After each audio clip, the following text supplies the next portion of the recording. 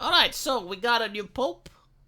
I was on a live stream when I was informed. I was told that this particular pope doesn't smoke. I was like, well, how can he not smoke when white smoke came out? See what I did there? I did the pun. Oh my goodness. But who is this new pope?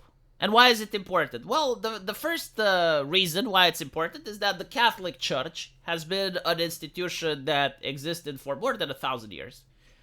It has been extremely influential in European politics, and now it's influential in international politics. And so, even if you're not a Christian, even if you're not a Catholic, the Catholic Church is a political institution as well as a religious one. And the way it operates its NGOs, the way it tells the priest to talk with the masses, it has a lot of soft power, can influence even elections, can influence people's way of thinking, even if they're not Christian. Even if you don't know, you can still be influenced, right? Like, if, for instance, an NGO can support a local newspaper and you're an atheist and you're reading from that paper. And you may get the take of the Catholic Church, a take that can be secular in nation, can have nothing to do with Jesus. You know, they can have a take on immigration, they can have a take on environmentalism, they can have a take on COVID. And so, if you think that the Catholic Church doesn't matter, it's like, oh, if you're not Christian, you shouldn't care about the Pope, I think you're wrong. I think you're flat wrong. I think the Pope is actually very important. Not as important as it used to be. Sure, you know, like the last person that called a crusade was probably George Bush with the coalition of the willing, and he wasn't Pope. But still, historically speaking, even in modern times, certain popes were more important than others. Sometimes you get a pope that's not really doing anything, right? Like he's just managing the church and focusing more on theology and stuff. Other time you can get an activist pope. I would say that the previous pope was somewhere in between. In between being an activist, in between being outspoken, and in between focusing on his theology. And so the question is like, how are popes actually elected? And, you know, historically speaking, it's a little bit different. But what I did notice, at least in recent years, and in recent years, I mean, since the Cold War all the way up until now, that the church is actually looking at world events when choosing another pope. And so during the Cold War, they chose a pope from Poland. I mean, this is very significant, right? Could have chosen them from any other place. They chose him from Poland. If you know European history, you probably know why. And so, like, during the Cold War, the Pope was very outspoken against communism. He was very outspoken against the Soviet Union. And that's a good thing because, like, the communists were actually against the Christians. Like, they were genuinely oppressing Christians everywhere. They were destroying churches.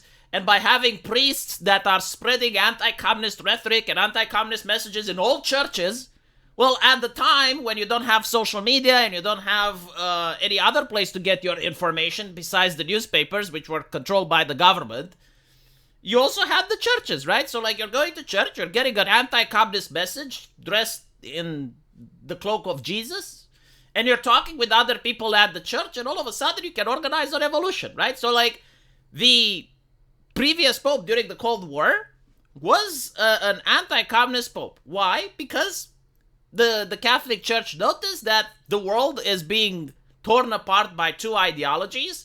One of those ideologies allows Christianity, the other one forces state atheism. The previous pope was the woke pope, as even this article calls him, was supporting with environmentalism, he was supporting with social justice movements, he was supporting with immigration. And so why did they choose that pope? Well, wokeness and ESG was a worldwide event.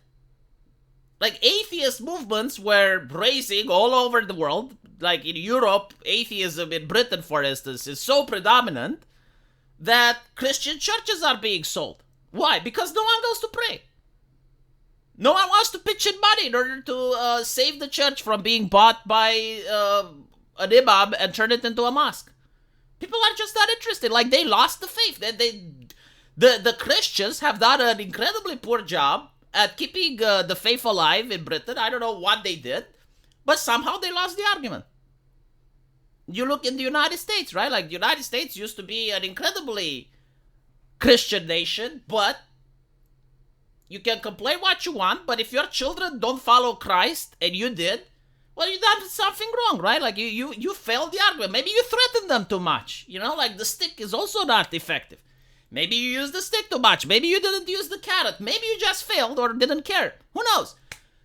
But if you looked at the world, you notice that, well, atheism was on the rise, social justice movements were on the rise, environmentalism was on the rise, and so they had a pope that aligned more with that ideology, probably borrowing a little bit from a more orthodox wisdom that the tree that bends doesn't break.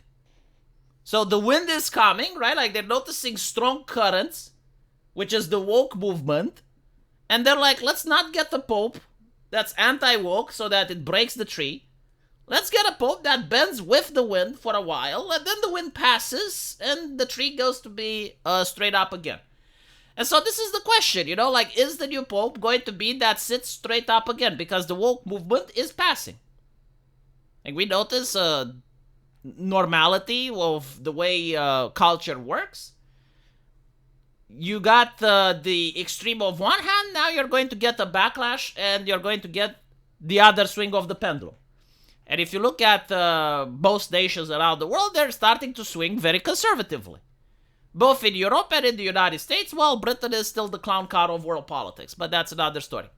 And so, is the new pope going to be more conservative? Well, apparently they got a pope from America, which highlights the fact that they too believe that America is going to be at the center of world politics moving forward.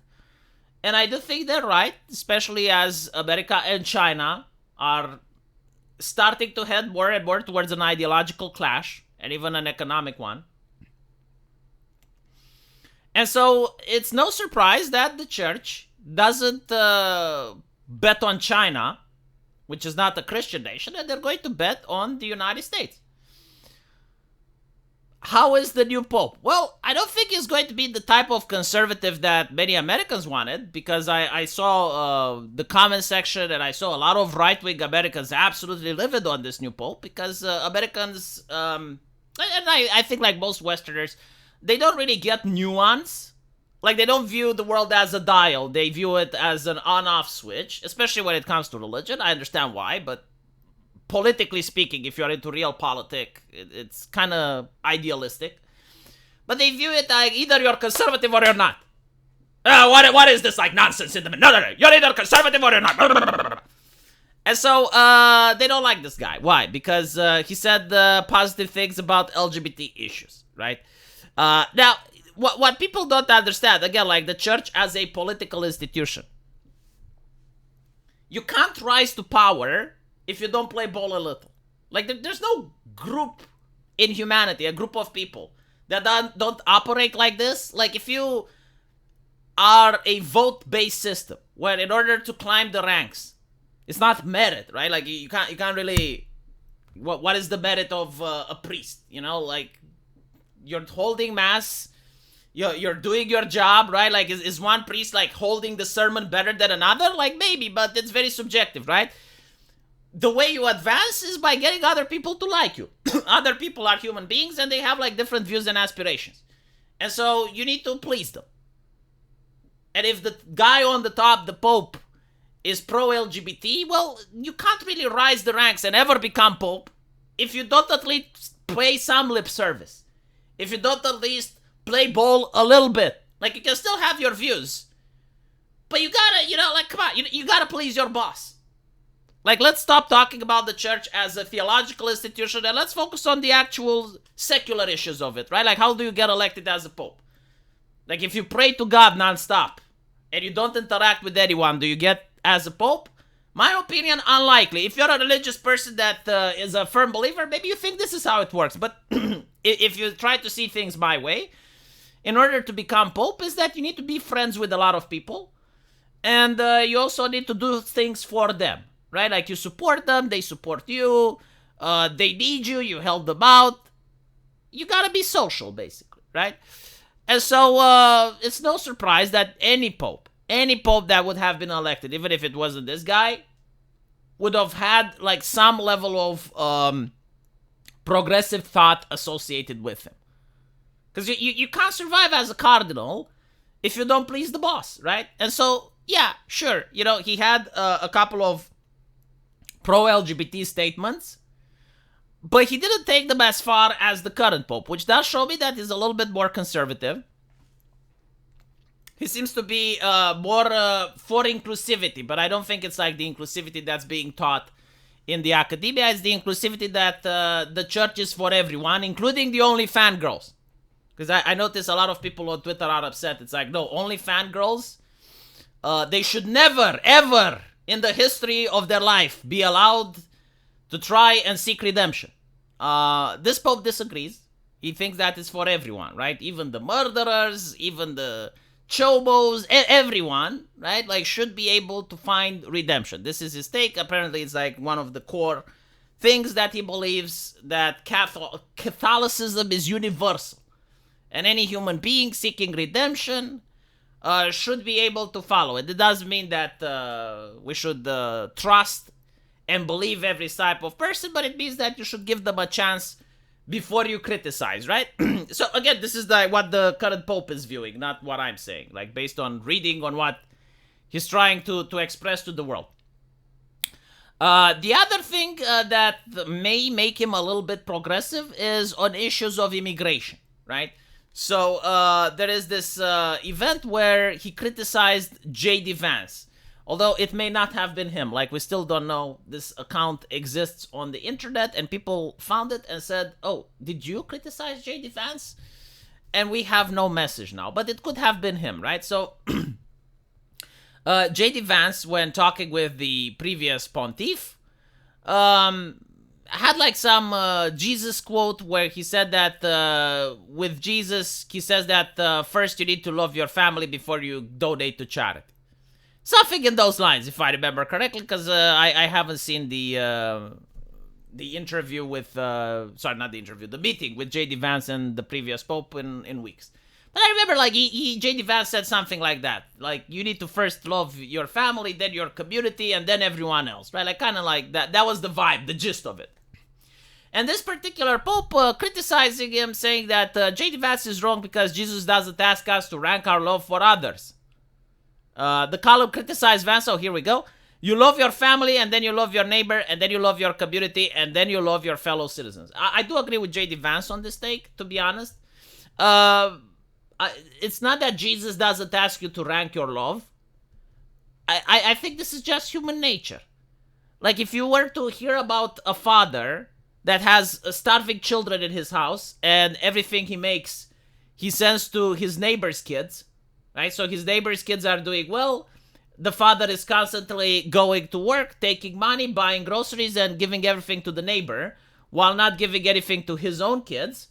I think most people can say, what the fuck, right? Like, that's a fucked up father. Like, I hope that's not my dad.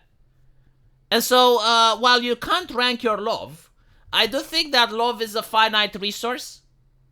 I don't think that humanity is capable of reaching the levels of love that Jesus have, which is universal. I think people have a little bit more finite level of love.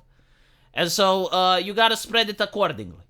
And I think that, yeah, your family should get the biggest chunk. Your neighbor should get the next.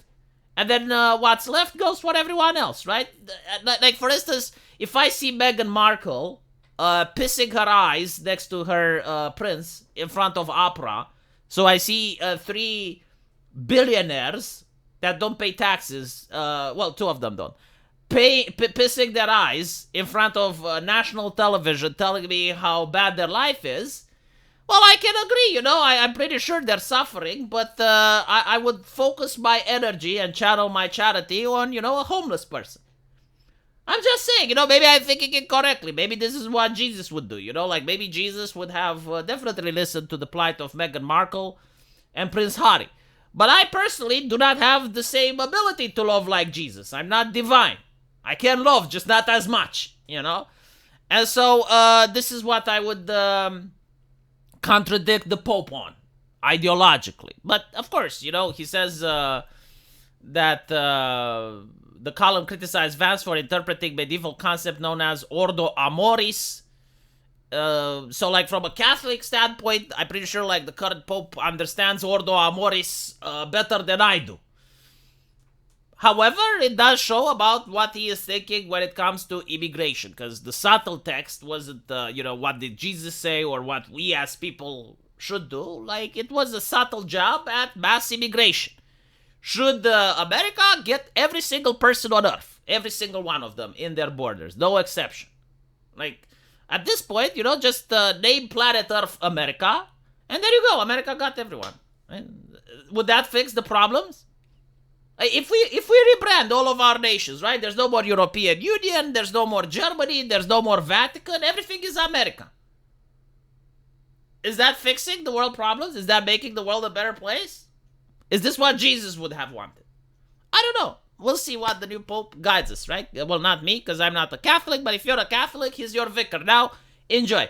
Let me know what you guys think, and as usual, I will see you in the comment section. And God bless.